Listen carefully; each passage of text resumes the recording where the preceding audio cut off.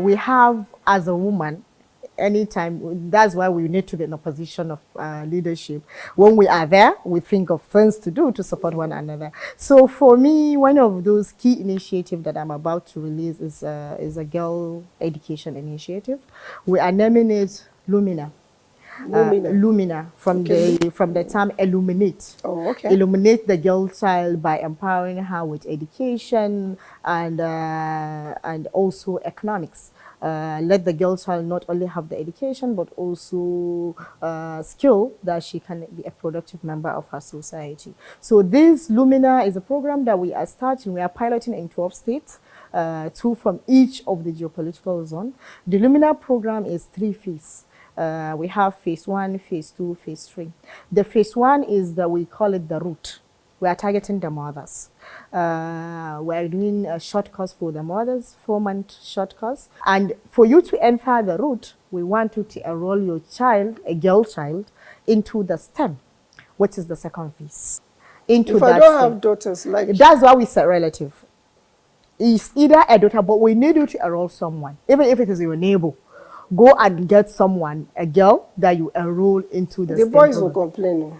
No, but we have different programs. So this is targeting the girl child, because if you look at the statistics we have in Nigeria, we have a high percentage of out of school children. Depending on the data you're looking out, but it's about 15%, out of which 60% are girls. So we are trying to target that access, which is one of the key priority area according to the roadmap. We have Renewed Hope roadmap on education. We are targeting access as one of the key priority area. So to increase this access, and that's why we are piloting in 12 states. So when the mothers have the skill, and we also, and the skill training, we are thinking of giving them either a startup pack or looking for sub-loan for them also. Now we have the STEM. And the STEM is, at the ministry, we have accelerated curriculum. The 9-year basic curriculum has been summarized into a 3-year curriculum. So we want to do like a mobile schooling. But we want to make it very interesting. In that is a scripted lesson, gamification methods to ensure that the children are not coming to school only, but they are fully motivated to come to the school. And then we have the Bloom. The Bloom is targeting the adolescent girl child that drop out of school for one reason or the other. Sometimes these girls, either they started school, they drop out, and by the time they drop out, they don't have anywhere to fit. We want to create that pathway for them. So it's also 1 year. It has 2 pathways. The first pathway is graduate from the STEM can feed into the Bloom. And then those that drop out of school can also fit into the Bloom, depending on the level they are. This STEM and Bloom also, you could be a 10-year-old that has never been enrolled in school. If you take this child to a conventional school, they will tell you he's an overage. This STEM will give a pathway for that child. Catch up, and then you can go back to your conventional school. So this is the Lumina. At the same time, at each of these levels, there is skill training.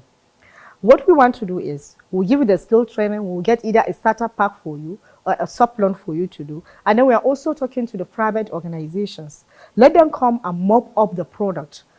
We are teaching you how to do, for instance, we talk to market people in one of these popular markets, and they said that no matter the number of petroleum jelly we are able to produce, they can mop it up.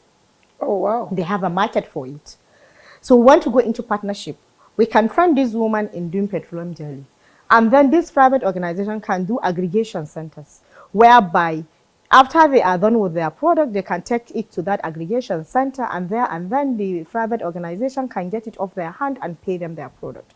So we are also very concerned about the quality education, because as you are aware, part of these statistics that are out there is that we have about 45 million learners considered as learning poor education. As educated illiterates. Yes. So what we're trying to do is we also have specific initiative to target this quality education.